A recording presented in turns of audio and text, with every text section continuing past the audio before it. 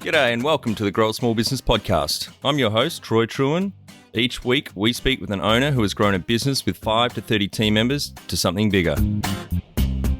Diving into their numbers and unearthing the pain they've experienced, we explore what they did to overcome each barrier and what they would do differently from day one. Let's get into it. Welcome, everyone. Today I'm interviewing John Engelander from the Planet Earth based in Melbourne, Australia. Thanks for your time today, John. Oh, it's a pleasure, Troy. Let's start with how we know each other. Arya from Boost Media Agency put us in touch, thought you'd be a great guest for us. How good is that? Tell our audience a bit about your business, what it does and how it makes money. Well, that's interesting. I've had it now for the current business, Planet Earth Cleaning Company, I've had for 3 decades, and we have a concept called Chem-Free by Planet Earth, which actually turns water using an electrolysis process into a cleaner sanitizer. So it's quite healthy for the cleaners and it's great for the planet. And we use less plastic containers for that. So it means less freight, less transport, less everything. So it works out really well. But that's only one component, because just replacing chemicals isn't the only thing. You know, there's a whole lot of things. From a financial perspective, I think always point of difference is always good. And I've always wanted that. But the other thing too is sense of purpose. Because we're orientated, the caption line of the Planet Earth Cleaning Company, born 1994, means there's a lot of cred behind it. We haven't just arrived and said, hey, we're part of the fashion, or we're part of the mood of today.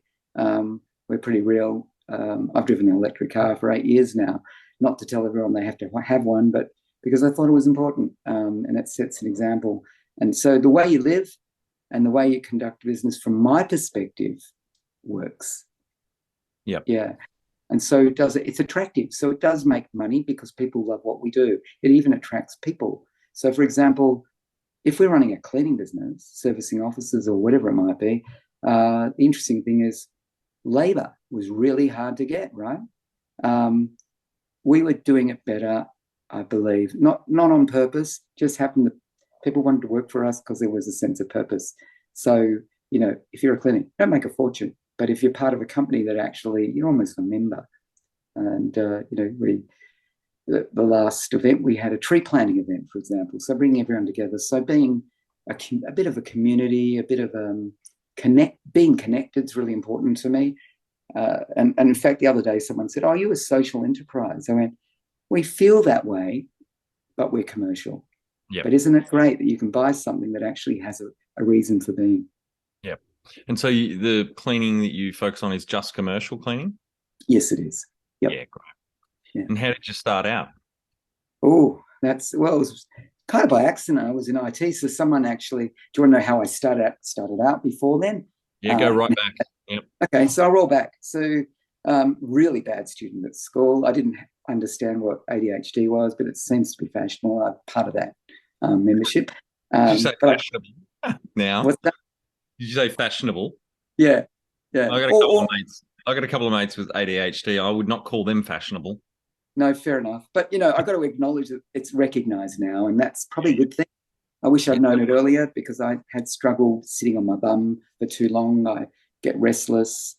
My mind races ahead too fast. So it's a good thing, apparently, but it can be very frustrating, especially in the school system, which has a framework, which for me was very, very slow. And as a result of it, I thought I was really, really dumb. So, you misinterpret it, and it affected my self-esteem.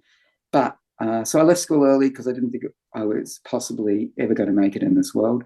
But the moment I left school at the end of year 11 or fifth form back then, I discovered a world that was amazing. The whole opportunity was open. And the most important thing was people. I really like people and getting along and understanding them, which was a good thing. I helped my dad in his business, which was struggling a lot. And but I learned about sales, and I learned about warehousing, and I learned about importing, and then his business went under, and then I learned about what that feels like. And that's not fun, and especially when he was in his early 70s, not really good. So moving from that meant I was out looking for a job. I won't bore you with the job. I had one job for 7 months, and then after that I decided I'd become an actor. Well, that's funny because it's not really a great thing to do if you want to have an income. But I enjoyed it. And in fact, my agent suggested someone she knew where I could sell typewriters. Yeah, typewriters. Back in the 80s, they existed, and they're kind of a form where today we have word processors. But actual fact, the typewriter company had screens linked to them. And I loved them. The whole idea was great. So I could do that commission only without actually having a boss telling me, why aren't you at work today? Because I could go to an audition. But eventually the auditions didn't matter to me. It took me 3 months to get my first sale. I made $3,500 on that first time, and I thought I could make that every day. Of course, I couldn't. But within a year, I was on fire. I forgot the acting completely. I was enjoying helping people understand how a screen-based unit would be more productive than just a typewriter by just using an arrow key or a flashing cursor and adding another word and not having to retype something all over again. Really productive, and it was great. So from that perspective, I was able to, within a year, buy my own home. Within a year, like in fact, for less than what I earned. And that was just enthusiasm. Yeah. After 12 months, I thought I'd have my own assistant. And fancy having an assistant being paid for in your own commission. The other guys thought I was crazy. But I said, but if I'm out there more often, I can do more and be more productive. Why would I want to do? Yeah, but I didn't know. I just thought it made sense. Thank you. So I did that. And then I went, hang on a minute, it feels like a business within a business. What if I opened up a business actually on Burke Street in Melbourne in the city? And I did. Although my dad said to me, how are you going to afford the rent? I went, oh, I don't know. I just did. I've never, ever had a goal in mind where I'm reaching for something. I just believed that whatever I was doing in the moment was going to work. And in actual fact, within 2 weeks, Telecom, which is Telstra today, had walked into my office because it looked like a pretty professional outfit. And we're talking about laptop computers, very new back then. And then suddenly they couldn't buy them because they didn't have a budget. That's funny. So how do you help them? I go, you know what? What about your expenditure? What if I rented them to you over 3 months and then you paid me $1 after 3 months? That was enough to pay for my rent for the year. Wow. What year did you start that business up on Burke Street? 1986. So for the audience, for context, in Melbourne, Burke Street's probably Swanston Street might only be more expensive rent-wise. Burke Street's fucking expensive, even back there in 1987. Oh, totally. It was outrageous. And in fact, thank God I was there because that attracted the crowd, right? And attract the right crowd. And what was really weird is that I don't know, within a few months, I decided to spend a fortune on a Yellow Pages ad, which is the Google of today. And I did a quarter page and I got inquiries from government. Well, government departments thought I was might be a big company. It was called Automated Office, which was a name that came to my head. And it sounded like a name you'd already heard of. So that was something I could do, was find names always that people thought existed. So I was able to have that company, Automated Office, and they'd ring up and they go, oh, we need some computers. That'd be a government department. I go, oh, how many do you need? They go, oh, 500, 1,000, I don't know, depending on the department. I go, oh, that's great. How many quotes do you need? And they go, 3. I go, well, that's nice. How about ringing me back when you got the other 2? Great. It was cheeky, but you know what?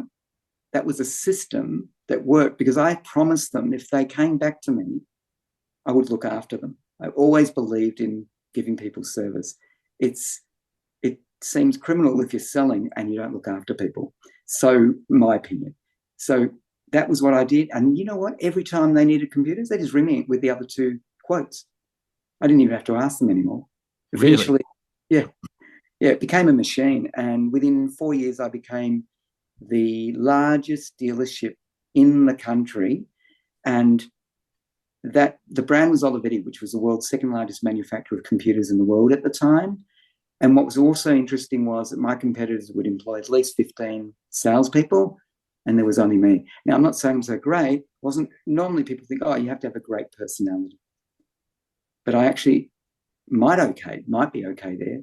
But what was more important was the system, understanding how to win the business. How do I win it? Wouldn't you ask the customer, what do I need to do to get your business? I'll look after you. I'll make sure you're taken care of. Now what? It's no different. So there you go. That was IT.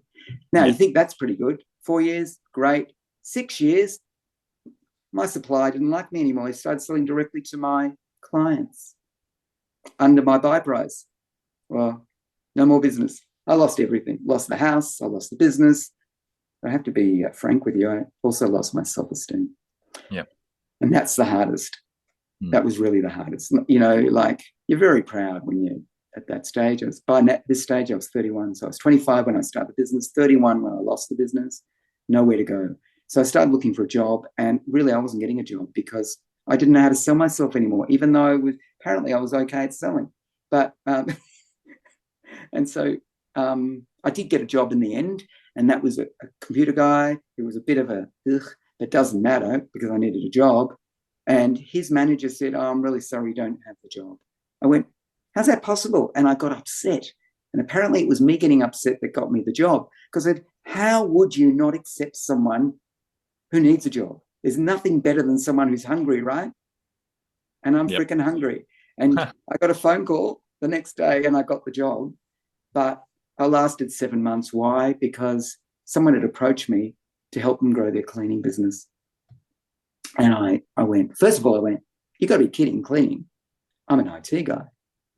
And 4 weeks later, I went, hang on a minute, business is hard enough in itself. Cleaning's technically very easy. I've just come out of a business where we were helping people. We started programming for companies as well as selling hardware. So me. So I guess from that allowed me to go, well, you know what, gets me into an opportunity. But he thought I would work for him. But instead, I turned around and said, I don't want a cent from you.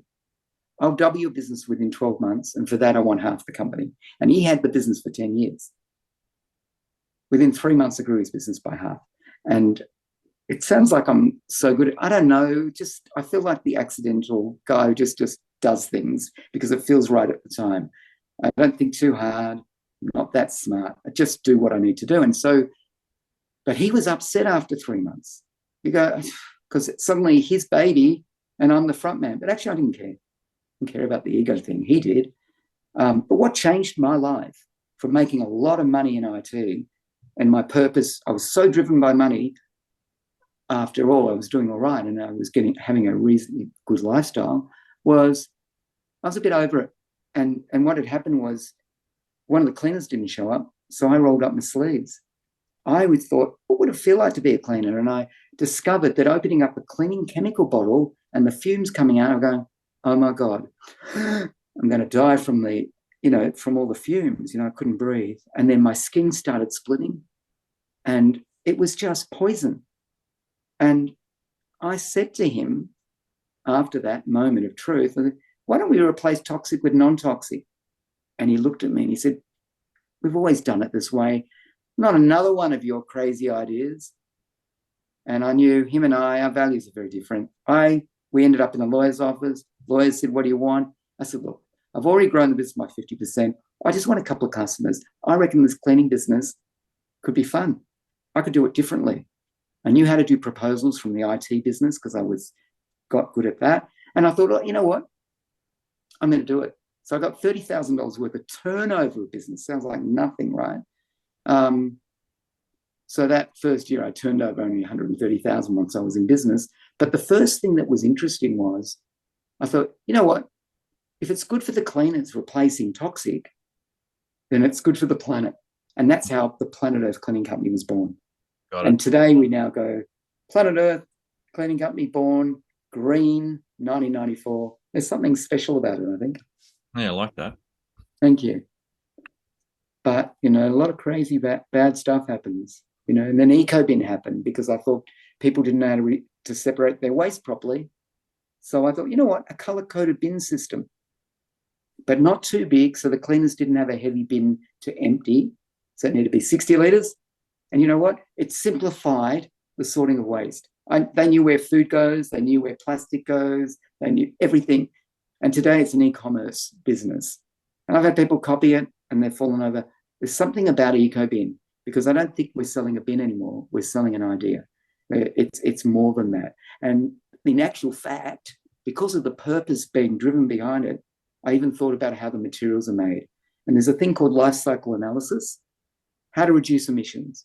And I managed for the same size bin to reduce emissions by 50%. So we say you're sustainable before you've even begun, just by buying EcoBin. It's a good. And it's simple. It's so stupidly simple. Wish I could find something else like that again. What's the web address for EcoBin?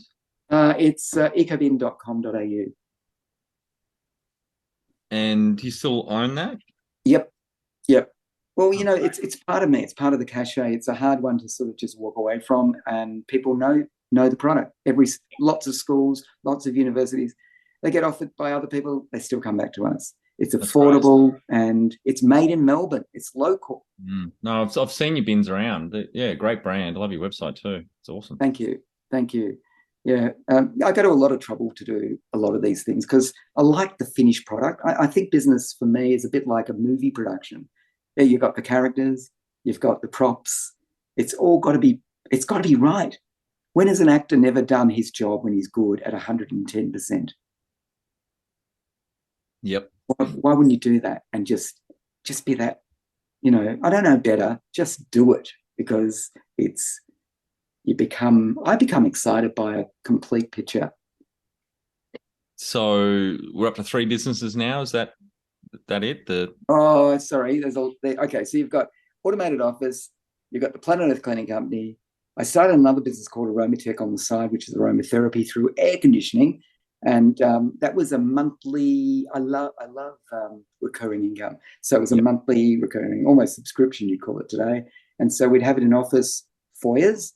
It brought on a beautiful scent, but and one foyer after the other. But I met a guy and he wanted to buy in, so he bought in a little bit, not big dollars, but he bought in, and he said, "I can grow this business. This is amazing." And so, but him and I'm sorry to say, it feels like another one where the values aren't aligned.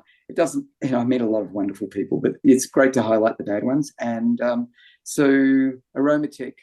He literally took over Aromatech after me showing him everything. I was young and I'm naive, I guess. I thought people were trusting. I think it's nice to trust people. Just maybe don't give it all away, baby. I don't know. I can't not be me. So after a few months, he'd learned everything, and I treated him like a brother. We're at coffee one day, and he said, "John, I just want to let you know I've started another company in competition to this one." What an asshole. And he could look me in the face. He didn't even do it behind the back to just me to discover, but what an asshole. Yeah. But that business grew, and they ended up with a head office in London. That was his mistake. He ended up with investors putting in millions of dollars, and one of them decided to do a bit of forensic accounting to discover what he was about. And they found, I can't tell you, it wasn't good. Dodgy. And that guy didn't even know I founded the business, but I heard that Roy Carter was his name, was in Australia, was the ex-CEO of Clark Shoes Worldwide. Really interesting guy.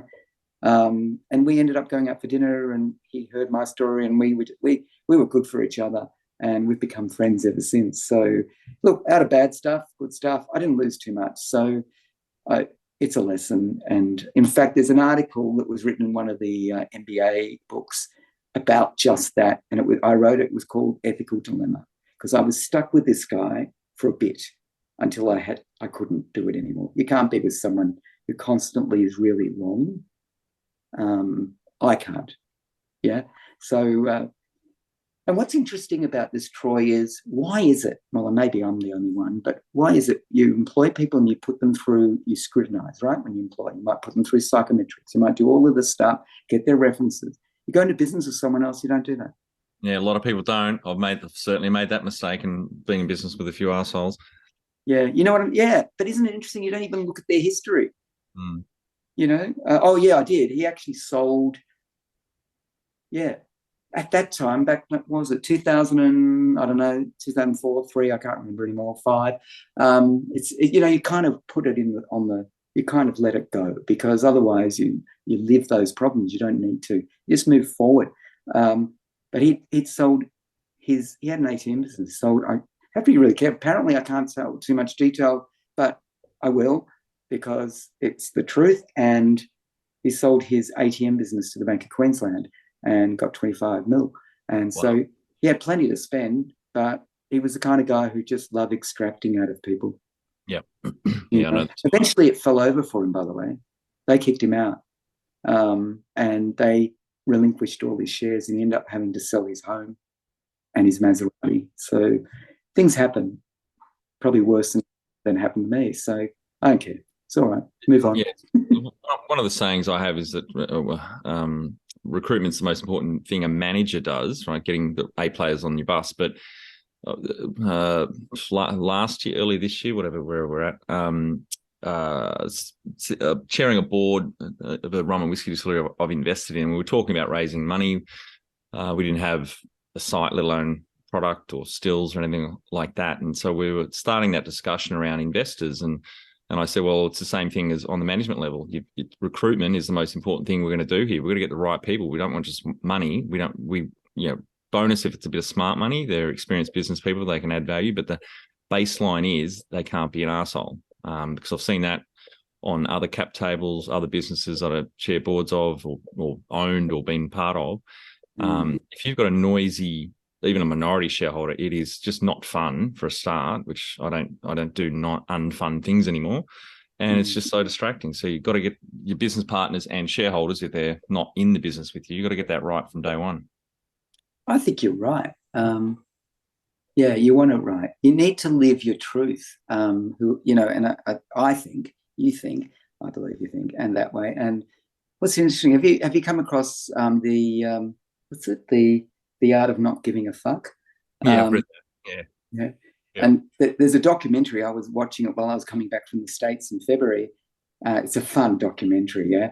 But the message, it doesn't matter if you like the doc or not, the message of not giving a fuck actually resonated strongly because you actually do give a fuck about the things that really matter. Yes. Yeah, that's right.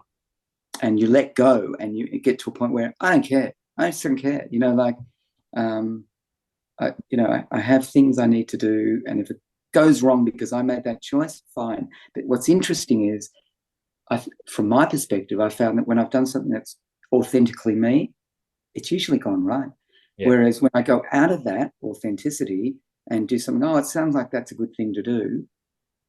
Like someone had told me, why don't you make your own cleaning products? That wasn't my idea. But then suddenly I went and made my own cleaning products. Well, that was a nightmare. And because it's a chemical business, suddenly you don't even know that business. Servicing, suddenly I had to learn from scratch. And that cost me almost the house. So, And when my wife turned around and said one day, you're walking up and down the hallway at 4 a.m. in the morning like you're cursed. I went, I am. She said, what's going on, John? Are we going to lose a home we just bought? Because I won't call it upgraded. I just love old, Federation homes. And so we got there, and it's not the biggest home, but because I don't care about big, but I care about nice. And I said, maybe. And the moment I said that to her, she said, how dare you put the fucking nest on the line? Oh, shit. Yeah. And you know what? She was right. And at that moment, everything stopped. I had a guy who was the ex-CEO of Kellogg's who was helping me with FMCG at the time, so that we got Coles and Woolies all interested. I had investors who was going to put money in. And I thought, you know what? I can't. What if I lose? I cannot lose other people's money. I can lose mine, but I can't lose other people's money. And I just went, nup. So it teaches you a lot about yourself when you're wrong. Well, sorry, not wrong. You know what I mean? When things are going wrong. And it's not failures. It's huge learnings, and it's falling just like a baby in a crib who wants to stand up again. You just do it. The power goes to the people that just keep doing it, but not to the point of exhaustion. You've got to know how to pace it. I don't believe business is for the faint-hearted. I think you need a way of constructing yourself so you're calm, so you can seek clarity and recognize you're lucky, you got your health. Yep, that's it. And we'll get back on track now with the questions, but just to be clear, so 1994, you started the Planet Earth cleaning company. You were, by my math today, it's been a long day and I've had a lot of coffee, 32 in 1994? 1994. I'm 62. You tell me. I'm tired too. Oh, don't do that to me. It's like 6 o'clock here. I'm gonna have to Oh crack no, it up. okay, let's call it. I was 33, probably Okay, go. 35. Oh, what I was like, shit, I don't know, 30. Yeah, probably 32, 33. Yeah, you're Yeah, right, let's somewhere call around. it that. Yeah. And then Eco Bin, did you start that in 2008? I just had a quick look on your website. Yes, yes, I Yep. did on World Environment Day. How's that? Yeah, I saw that. Yeah, it's great. And do you have some key numbers you can share to illustrate the growth of both, I guess, the last two businesses? Look, I think the best. I don't like giving away dollar numbers because I think they're irrelevant. I think if our currency went to half, it'd have no value. So let's just say that you know probably I thought about this. We had like 100% growth year one in planet Earth, then again 100%, then again 100%, then again 100%, then again 100, and then I suddenly went, it's growing. I don't know if I want it, so I sold part of the business off regretfully, because while I made good money selling it and it paid off my house at the time, my next home after the home I lost, yeah, it doesn't matter, we know about that. And so that seemed good at the time, and how nice to receive some equity out of your business. But if I'd kept it, then I probably would have blossomed more from it. It doesn't matter, no regrets. It was a good feeling at the time. So yeah, it just kept growing. So I guess if you grow 100% a year, and then eventually you don't grow 100% a year, then it drops. 20%, 20% since last year, by the way. So that's not too bad. And Ecobid's an interesting one. So during COVID, it dropped by 90% because there were no people to buy them in offices, and no one was going there. But that's had reasonable growth. That's not actually, I say it's a favorite business, but it's actually not a big business. I would call it very SME, if not quite even SME. It's just a beautiful little setup. And from my perspective, it models how a business should run. If I could duplicate the actual architecture of that in something else, I could do it time and time again. I actually believe that was, I guess, the outcome of all the lessons of life to some degree. I think that was, to me, like writing a song. You could write a song, does that make sense? Yes, it does. What about a key number we always like to ask is number of full-time equivalent team members you started both companies with and where they're at now? Okay, so I was full-time, and then I'd have a part-time bookkeeper, and then I was doing the supervision, so all of that, and selling, and so all the hats were on my head: yellow, green, blue, red. Eventually you go, no, it doesn't work like that. So it's time to actually pay for people you couldn't necessarily afford, or you think you can't, or you shouldn't yet. But I did it always prior. Otherwise, stress yourself out unnecessarily. Overworking it to a point is okay, to a point, and then you need to know when it's time to go cut it. So, for example, I do remember, I was thinking about it from questions that you might ask me. The cleaning business, I needed to pay people's salaries, and I actually didn't have enough cash. And I remember cashing in my credit card to pay people. It sounds ridiculous. No, I always thought I'd self-funded, but that's probably the worst debt I've had. Generally never really any debt. And I Yep. remember maxing my credit card out at $10,000. Today I use a credit card as almost like an overdraft, but Yep. it's an Amex, and you don't pay interest, and you pay it within 45 days, and you get points. How good is Yeah. that? You know? So when you started Planet Earth, so how many full-time equivalents, including, I assume that most of the staff contractors, or they're on the payroll? No, we had payroll in the beginning. So now So it's a mix. So today, but then it was all employees. Then I went to contract, but it's kind of changed because it's that's kind of right. good Just to have a mix add them back. together. So how many full-time equivalents when you started? So the average, Well, doing if 40. they're all part-time, no one really works in a job full-time in cleaning when it's at night, unless they've got some day jobs. But I would say we've got eight people in head office. Yep. Yep. And then So contractors on top of that.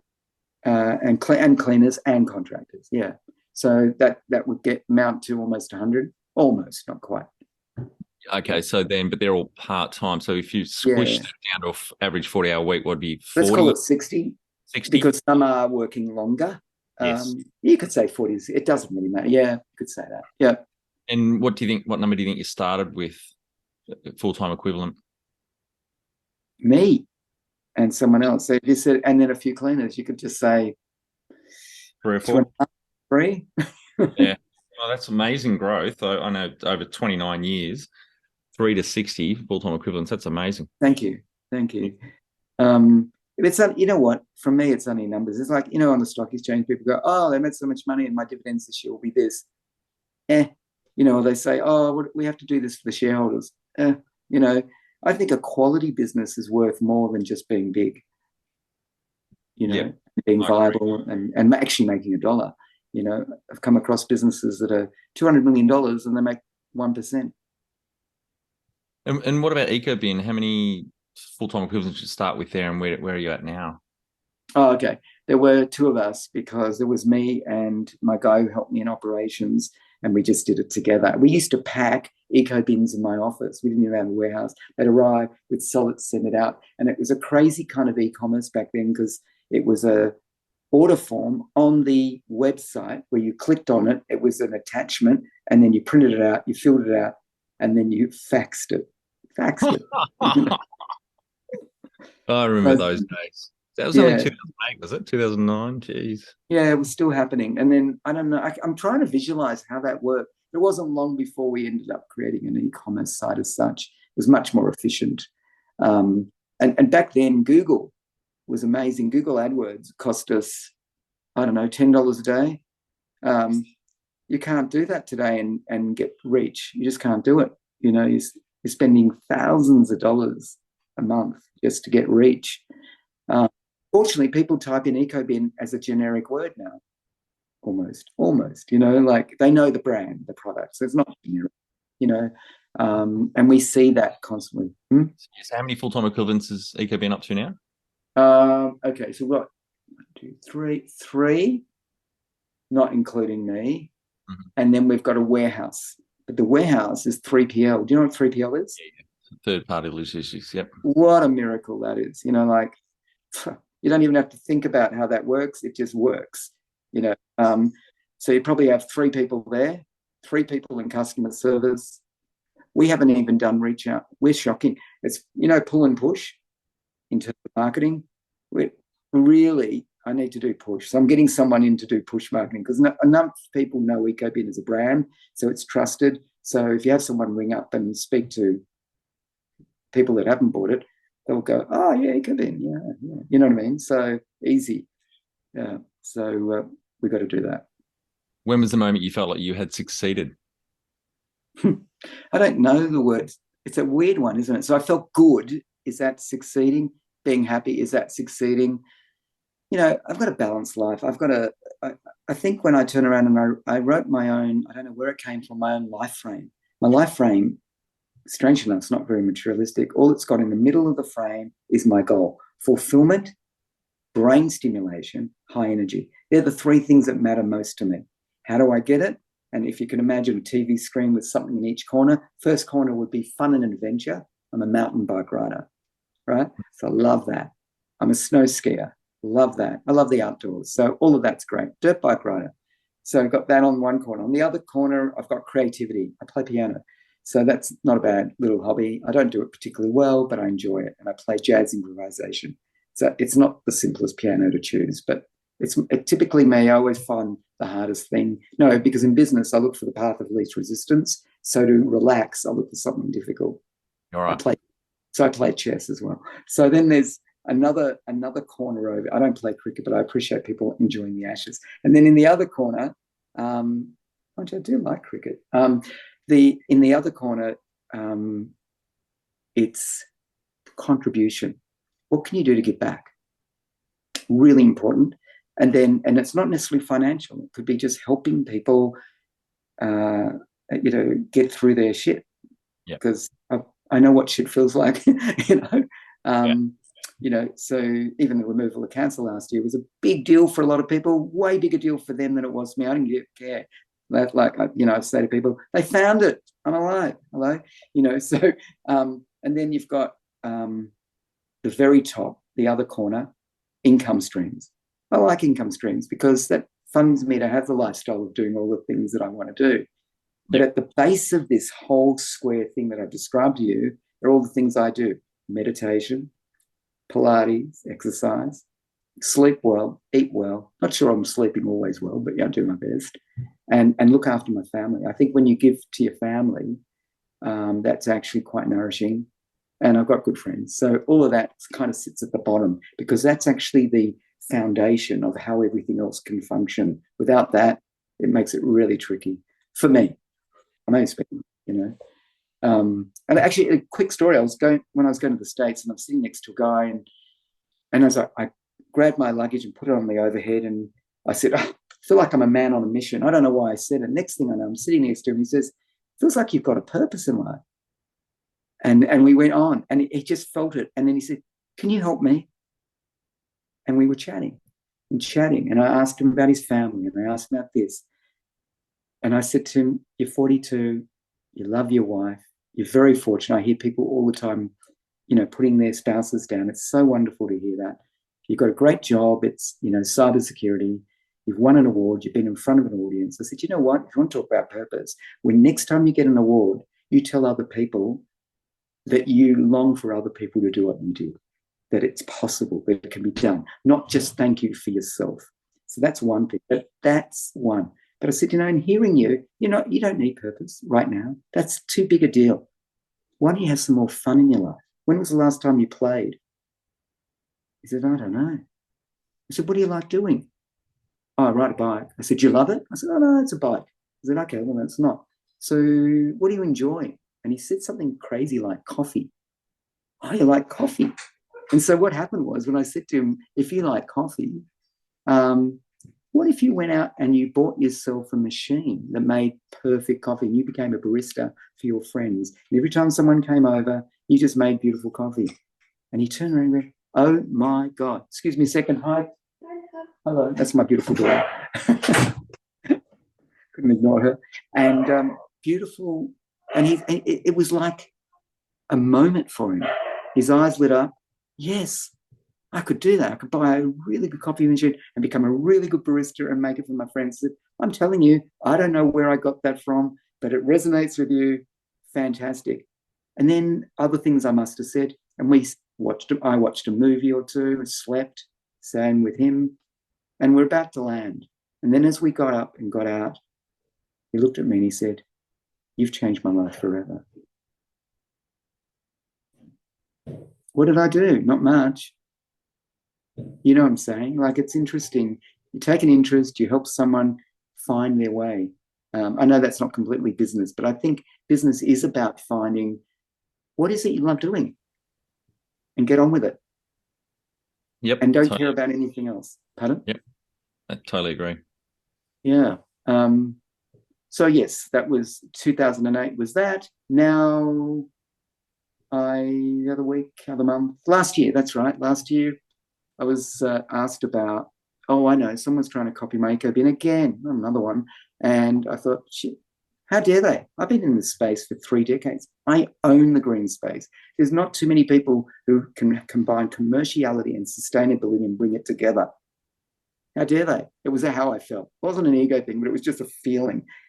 And as I said it that night, I bought a domain, greenspace.au. It's $12 and it's cheap. And I thought, yes, I really own it. And then I'm looking for a head office. And someone said, you want to move from where you are to somewhere else? Go, would this suburb be all right for you? I went, oh, yeah, it's fine. I went and had a look, and it was up for expression of interest. And I went, this is great. This could be the green space. So now I'm refurbishing a building with all the green intentions to show other businesses how they can transition to a green future and have shape their own green space. And I said to the interior designer, here's your brief. Conserve whatever you can out of this building and preserve and make it affordable. Now, of course, I could have said I'll make it cheap. No, make it affordable.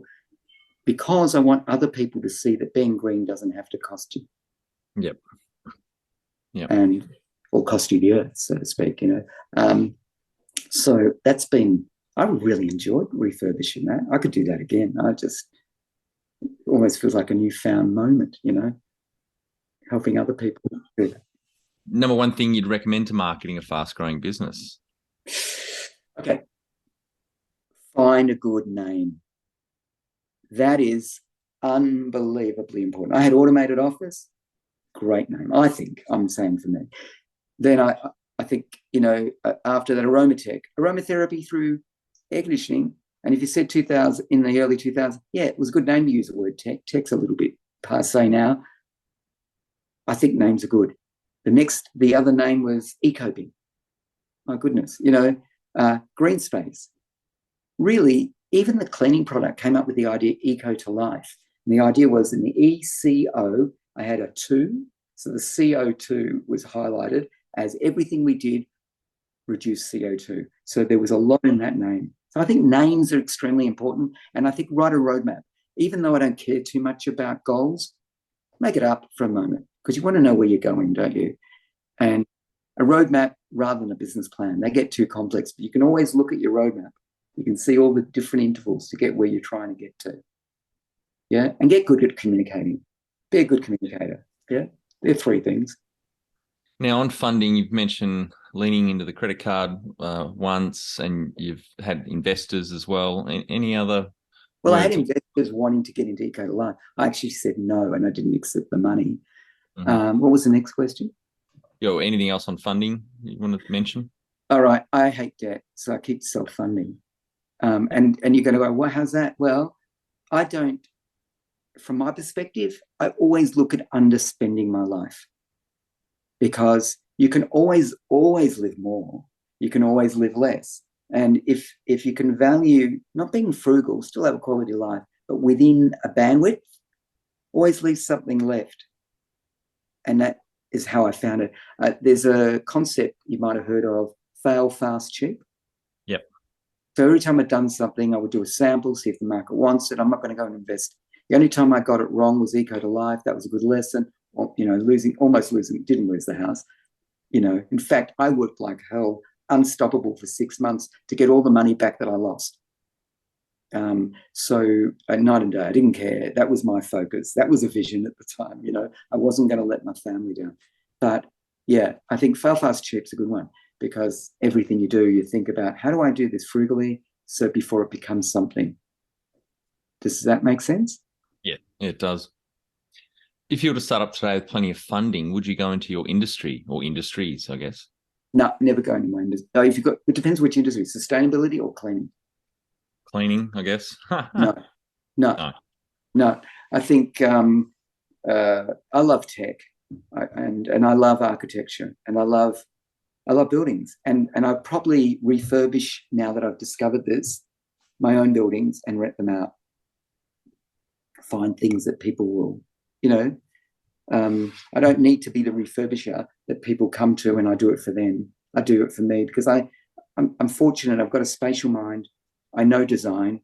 I can do this and give something that people are likely to want or do enough of it before they come in. So I go, I'll modify it for your needs. I'd love that too. So you make it enough so it's presentable enough because a shitty building is still a shitty building.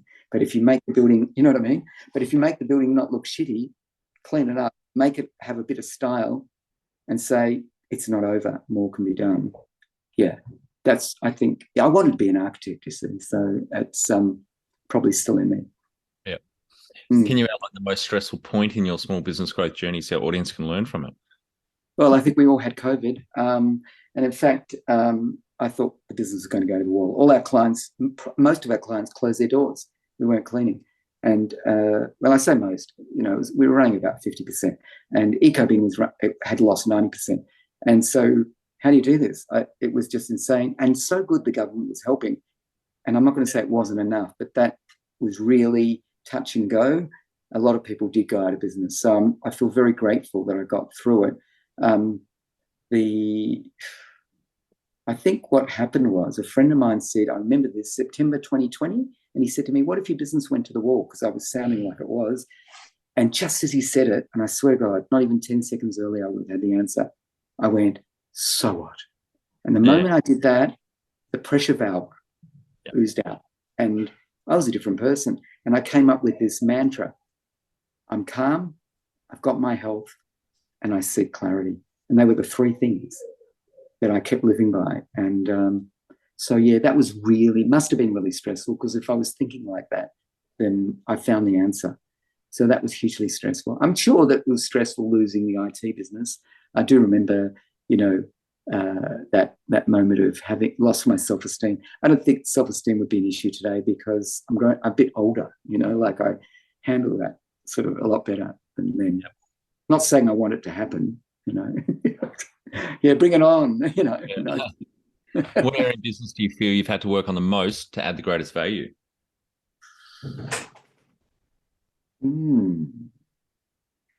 Probably there's two things. EcoBin took 6 weeks from idea to inception, right? To manufacturing, to graphic design, to the website, to doing the exhibition that Jeff shared. Interesting, right? So how does that happen within 6 weeks from idea to? So that I was probably working night and day just to get that happening, and it happened. That's why I'm so thrilled about that particular business. It's not about size. It's just the idea was, I could do that again if I found another one. Actually, I'm doing it with refurbishment. It's incredible. Like right now, no labor, and I can get people to do it. I've never heard anyone say this, to be under budget. And in this day and age, honestly, I know why I'm under budget, but not smart. I just can't see the value in certain types of people getting involved. I didn't use an architect. I had an idea and I knew exactly what it should look like, and I worked with an interior designer. Then I went and subcontracted because I knew someone to be a great project manager. Why have a builder who adds an extra 30% to it when you can do it yourself? Well, I could. I'm not saying anyone, but I visualized. So I think, is that an answer? I don't know. Is that an answer? It is an answer. It may not have been to the question, but anyway. No, but I think the point is you have an idea and you see it through the whole process. And what was successful was EcoBin. And I can see that with other things now that I've learnt my lessons through the life. I know that I worked damn hard with Planet Earth in the beginning. I know I worked, day and night. A 14-hour day was an easy day. And not having weekends ever for like a long time. And all I could say was, I'll break even when I win X more clients. I'll break even. And it was always this line of getting there, I'm getting there. So that was hard. That was ridiculously hard. The IT business was ridiculously easy. I was in the right place at the right time. The rain was falling and I was catching it, I think it's much harder. You can be a smart person in the wrong industry. Yep. Or bad timing. Bad timing, yeah, 100%. What have you enjoyed the least about managing fast growth? I never saw it as fast growth. So it never seemed to be a problem. So no issue. Funding was fine. I managed, right? And my energy was fine. I've always believed that you need to have emotional endurance. You just keep at it until it works. You just got to believe in it. But it never felt like, never was a problem. And what do you love most about growing a small business? I love the story. There has to be a story in it. You have to find it. For me. Because it's a great thing to show other people. You're not then selling your service or your product. You're selling the story. I think there's something really gentle and beautiful about that, don't you? Yes, I do. What's been the biggest mindset shift for you in your small business growth journey? Seeing culture develop. How important it is to transfer my sense of purpose to my people. I think that's huge. It matters to people. They want it. They need it. People need purpose. When they come to work with purpose, they're happier and more productive. I could teach that night and day. I'd love to be on the platform talking about it, because I had this concept, and I actually gave a talk last year on how purpose changed everything. And it goes from making a shitload of money in IT to it didn't really matter anymore. But fortunately, I made money. But you know what I mean? So it sort of comes together with the purpose and commercialization. I think there's a lot of good out of that. John, it was only a few weeks ago, I read an article where they said a McKinsey report found that 70% of people find life's purpose inside their job. I've just looked that up. Wow. Yeah, it's huge, isn't it? Yes. Well, I hope it's not just because they're being human doings. Be better. You know what I'm talking about? Yeah. I was listening to a podcast the other day with Deepak Chopra, and he was saying the problem in our society, we don't know what it is to be a human being. We're just human doings. Yes. And I loved it. Great insight, isn't it? Oh, so good. You know, that was a great insight. Actually, a lot of insights from him. If you ever follow him, it's just amazing. Sometimes when I get a little bit, and we all get moments of stress, he uses a line, but you've got to know this one. You've got to believe this to be true because I meditate. And so when he said, you are not the experience, you are the awareness of the experience. Suddenly you can look at it. You become the watcher. Yep. I think that's really powerful, especially, I think for a lot of people, if they understood that. I don't expect that saying it means something to everybody, but those that are listening today, I think, investigate it. One of my favorite books of all time is The Power of Now, and it helped me understand being in the moment. Yep. And being in the moment is more important than where you're going, even though going is good, and I talk about roadmaps. But right here and now is the best place you can be. You don't even know what the future is, and you worry about the future that never comes, that you thought was going to come. Eckhart Tolle, who wrote that book, says, the false projection of the future. He says, people are so stupid. They worry about things that never happen. Look, I wouldn't say that because I don't want to judge people, but the past is the past. It's only a story, and the future, who knows? But right here and now, that was good. And the other book, I love shaping business. I love the designer business. So, I think The E-Myth was a great book that came out. Awesome. Yeah, you think so? Yeah. Just back on what you said about worrying about things that, you shouldn't. It was the podcast I did this morning, which would have gone live a couple of days ago for the audience listening now, the last one. My favorite Mark Twain quote, I've had many troubles in my life, some of which actually happened. Beautiful, isn't it? Yeah. I think we struggle with the things that don't matter, or worry about things that don't matter, or things that never happen. But one of my favorite quotes is, things that matter most should not be at the mercy of things that matter least. Yes. That's a good one. Start knowing what really is important. As I get older, I just want to be surrounded by good people. That sounds crazy, doesn't it? What is a good person? A person that just doesn't create harm. That's all. Yep. Pretty simple concept. Very, The number one habit you think a small business owner needs to develop and maintain? Interesting. Is emotional endurance. I don't think that's a habit, is it? No. I'm a list person.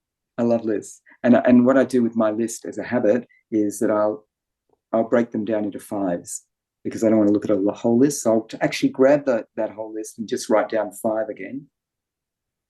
So they're the priority right now. They're the ones that have to happen right now. And the other thing is I might even put a time next to them so that I've timed it. So, because one of the terrible things that people get into is they want to be busy being busy. Don't. That's a bad habit. Don't be busy being busy. Do things that actually are going to get a result, because as humans, we tend to fill up the time that's available. And that's a bad habit. Parkinson's law, work expands to fill the time allocated to it. That's right. I remember hearing that. That's a good one. Yeah. Maybe I learned from him because, the other habit is sleep. Yes. Big one. So that's really important. I love my sleep, 8.5 hours a day. Yep. Great. Be the change you want to see in your business. Become more productive and less stressed with our free Transform Your Performance online course. Once you see the benefits, put your entire team through the course at no cost. We start out by telling you the secret to guaranteed success, then over 100 lessons help you be more focused, present, productive, and feel more in control about work. growasmallbusiness.com. Can you talk how you've added people to the team, some wins, mistakes, and advice for those listening? Yeah, really interesting. So I love connectiveness and bringing teams together. I love talking to them and making them feel part of the story. Great. Spending time to find the right people. There used to be an old saying that went, hire slow, fire fast. It's actually very real. You can't have weeds in your life. So I look at business a bit like a blossoming garden. You have all these beautiful flowers blossoming, and then you get a couple of weeds. You've got to pull them out. Well, that's another habit you've got to get into, is get rid of bad people, because it's not fair to the good people. They're watching. They're seeing what's happening, and you feel bad because you've taken someone's job away. You're ruining it for everyone else around you. So being the nice guy took me a long time to actually get over that one, but it was very important. What did you say? Oh shit. Any wins, mistakes, and advice for those listening about adding people to the team, hiring? Yeah, be very careful about promoting people. People put pressure on you to be promoted, and you might do it to do them a favor because they want it so much. They're so eager, but they may not actually be right. I've done it, and it's cost me dearly. And I'm sorry because I've hurt someone, because what's happened is they go there, they reach that level, they're not quite there. They're doing 70%. Some people might think that's good. When you pay people a lot of money, it's not good. You want results. So, be very careful about it, because when you tell them to go, they hate you. Yep. They hate you. And yet they were fine with the other job. And maybe what you say to them is, I don't want you to hate me, so I'm going to keep you where you are. Because what will happen is, my prediction is you won't make it. And you go, how can you know that? So maybe put them through a psychometrics, show them how it can work, maybe help them understand it. Steve Covey had a book called 7 Habits of Highly Effective People. It was a good book. And one of the lines was, seek to understand and then to be understood. Yep. Really good chapter to understand. When I'm teaching people how to sell, I say, know that line by heart. And so I think the same thing happens with your people, and get them to know that too, and get them to understand, respect them. So I think, that's respecting them, is by not setting them up for failure. Yeah. Does that make sense? Yeah. Absolutely. What are some of the things you recommend to building a sustainable and kick-ass culture to help with the growth? I did it automatically. So I don't, how sometimes you can't teach it because you just do it. But when I think about it, kick-ass culture, I think, the green story is powerful. Like, it attracts people. And if you're authentically green, now, hang on a minute, when I say that, I'm imperfect, right? We have to be. We can't, but I teach this methodology. I gave a talk last year about better, not perfect. And it was all about doing things that were environmental or sustainable and all of that. I actually hate the word sustainable. I use the word to enable, because the planet's disabled. We need to enable it. And my job in life is to help people enable in everything. It's to be an enabler. So I think there's power in finding some level of purpose, and that, in our case, it's green. It's caring. It's thinking about your consumption. You don't need too much to do things. It took me 3 years to buy an electric mountain bike, because I've got a normal mountain bike. I really wanted one. I tried it out. I loved it, but I thought if I never used it, it really sets a bad example to everyone else around me. Yeah. And then I bought one in the end and haven't stopped using it. And tell our audience how you've handled balance while I go and grab a beer. Okay. Hey, audience. For me, it was asking myself, what's the most important thing for me? Balance. Enough sleep, that's good balance. Exercise, great balance. Meditation, great balance. I love meditation. I love getting lost in the meditation. And I've done it for so long now that I don't get guided. I don't need to listen to music. I can actually switch off. It's a great feeling to actually have your mind rested. You can't even do that in your sleep.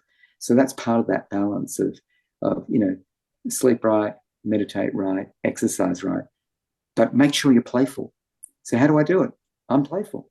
I get on my piano. I get on my mountain bike. I do my work. And I think, be conscious of it. Put it in your timetable. Make it part of it. I actually have a timetable, like school. So I know what happens which days of the week. Tuesdays is my day where everyone reports to me.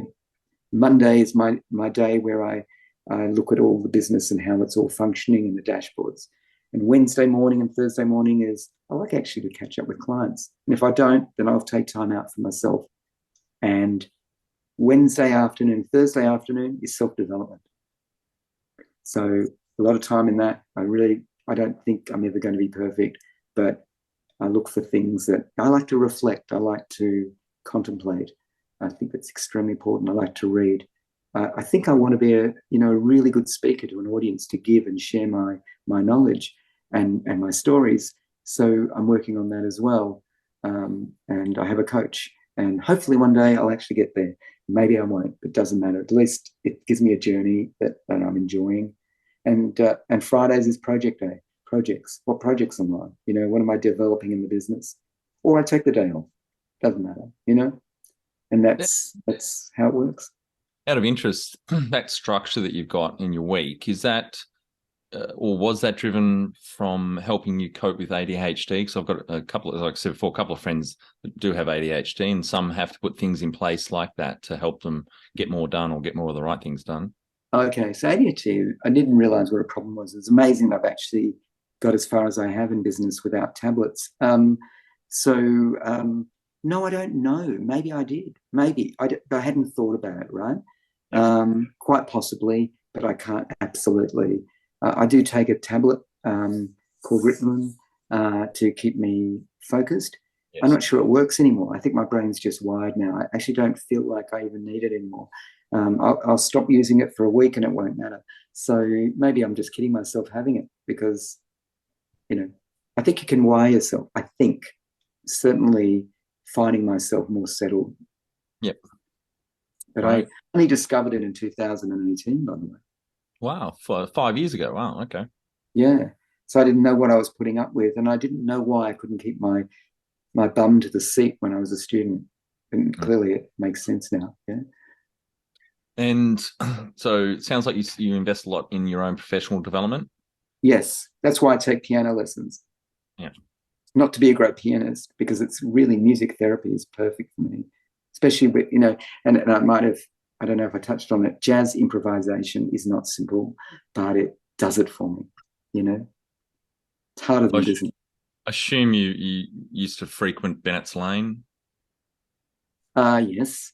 Yes. Great and jazz. Yeah. Oh, amazing. Yeah. Great jazz club. I used to live around the corner. Yeah. Yeah, brilliant. Early 2000s, I think it was. Yeah, it's a pity that's shut down now. I love that story. Did you hear the Prince story? No. So Prince was in Melbourne doing a gig and wanted to do a warm-up act. So this is back before they expanded massively next door. This is just a tiny little room with the velvet curtains. What would it be, like 5 by 8 meters long or something like that? There's a small bar in the back corner where the bar staff would fucking tell you off if you start talking when the acts are on, which is fair enough. So very small. Michael, the owner, the lawyer, lived upstairs. And anyway, this limo pulls up down the end of Bennett's Lane, because it's a very narrow lane, as you know. And the manager gets out, goes into the bar and asks to speak to Michael, the owner. And he said, "Oh, I've got Prince in the car. He'd like to do a small, intimate warm-up act tonight." Is that right? In the 90s. And Michael goes, and I think Michael was on the spectrum. He goes, "Nah," he was a lawyer, so that doesn't help. But he said, "Nah, I've got my acts booked 5 months in advance. I can't say to the band, it's a Friday night, I can't say to the band, you're not playing tonight. I'm going to put this rock star on the stage instead." The manager went back to the car and told Prince, and so Prince got out and walked down the lane, got in there, spoke to Mike, said, "Well, why don't you just ask the band if they wouldn't mind? They can stay and watch and participate." And of course, the jazz band said, "Fuck yeah, as long as we can SMS our mates and, to come to this intimate gig to watch Prince play." So, yeah, loved Bennett's Lane. It's in my opinion anyway, it's probably the best jazz venue in Australia. Fantastic. Paris Cat's pretty good too. Yeah, I've never liked the vibe there. Never liked it. Yeah. No, I won't tell them that. What about Bird's Basement? No, that's too big.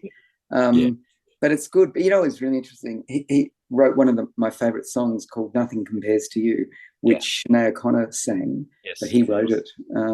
Beautiful. Have you had mentors or coaches along the way? Yes. I had a really great one about 20 years ago. Longer. Shit, longer. He's 80-something, I'm sure. Maybe 30 years ago. I actually caught up with him in Kyneton, which is a country town between Melbourne and Bendigo. Yeah. Oh, okay. So that's near my country house, because I've got a country house between Kyneton and Bendigo. And anyway, I went to visit him recently, and his name's Neville, and we just had a chat, just having lunch. And he said, "You got to get onto Chat GPT." He's 83. Right. Yeah. Yeah, I still haven't tried it yet. Have you had a crack at it? I'm scared to, because I think, as he said to me, I said to him, "You think I'm going to go down a rabbit hole with this?" He said, 100%. He Yep. said, but it will expand your creativity. He said, he always considered me a very creative mind. So he said, you won't know yourself. You will love this. And I'm scared because I've got so much to do at the moment that if I did that, imagine a whole day going. I'll get there. I think that's probably one reason why I haven't unlocked that yet either. I'll lose days being one of my degrees being computing. I'll be fascinated by technology. Oh, okay. Yeah. Yes, you would be. I think the concept's amazing. I think AI is amazing as long as it's done ethically. It's really cool.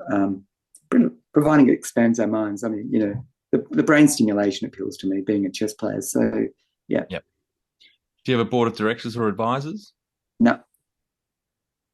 All right. You're one of the few we've had on that's exited a business. Any advice on exiting for the audience?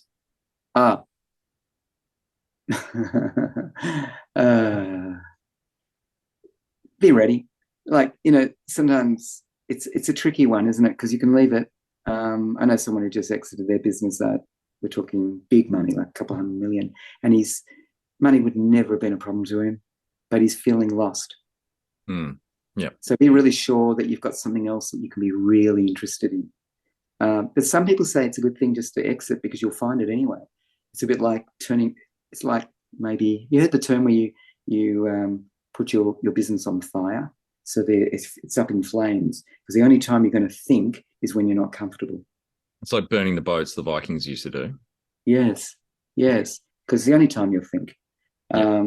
Comfort is the enemy sometimes.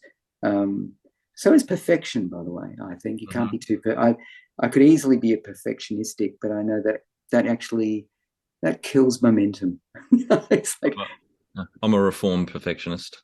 Reformed. I get it. Yeah. It's funny, isn't it? Yeah. Can't afford it. But you can see things, you visualize, but you kind of have to accept things. Yeah. Otherwise, nothing gets finished. But you know what I do? I liken it to a Porsche 911, which used to be one of my favorite cars. It's not electric, right? So, and in the 1950s, late 50s, it was a beautiful car. In the 60s, it was a beautiful car. So at what point was it not? Why was it a perfect car and then not perfect? Why did they have to improve it? Because it's never perfect. Everything in life can be better. Yep. So what? So you just got to accept to a point. Not mediocrity. That doesn't mean it. Yeah. Right, John, we're on to our final 5 questions. What do you think is the hardest thing in growing a small business? Belief in yourself. It can be daunting. The other hard thing is having a spatial mind. Not everyone has that. Do you know what a spatial mind? It means seeing all the parts that make the whole. Not everyone's got that. Yep. It's almost scary that people go into business when they think they're really good at a couple of things. Be sure you know certain things. The know-how is really important. It's not complicated for me, but I've had people try to do things that I do and they get it wrong. And so it's clear. I do things I'm not particularly talented at either, like piano, but I keep playing it badly, but it's okay. But you're going to do business, you better know what you're doing. You better understand the parts. Yep. In the beginning. And I think that's really, really important. Know your numbers. Oh, definitely. That's one of my favorite sayings. Yeah. I tried to name my almost 10-year-old daughter Excel, but obviously my ex wouldn't have it. Definitely know. Favorite business book which has helped you the most? E-Myth. Yep, me too. Any great podcasts or online learning tools you use for your own professional development? Yeah, I keep forgetting his name, but it's what's he call himself? My eyes, and I've just had my eyes done, so I'm not wearing glasses anymore. Apparently, that doesn't help because I can't read properly. But it was DOHC, Steve Bartlett, I think his name is. Unbelievable. Just what was the name of the book? No, you podcast. Steve Bartlett. Right. DOHC, I think it is. Right. Okay. And you get it on Spotify. That's yeah. Okay. Yeah. He does it well. It's always an hour and a half. It's a long time, or 2 hours sometimes. I've got to be driving to the country when I listen to that. One tool you'd recommend to help grow a small business? A calculator? No, I don't know. A tool. When you say a tool, how do you mean? Budgeting tool. What? Anything. Don't know. Laptop's good. I don't know. Honestly, I don't know. I just do what seems to be available. iPhone, yeah, of course. I don't know. Honestly, I can't give you one thing that really does it. No, I can't. Sorry, I can't answer that. Yeah, that's all right. Finally, my favourite question: what would you tell yourself on day one of starting out 29 years ago in Planet Earth, the main business we've been talking about today? Don't get into cleaning.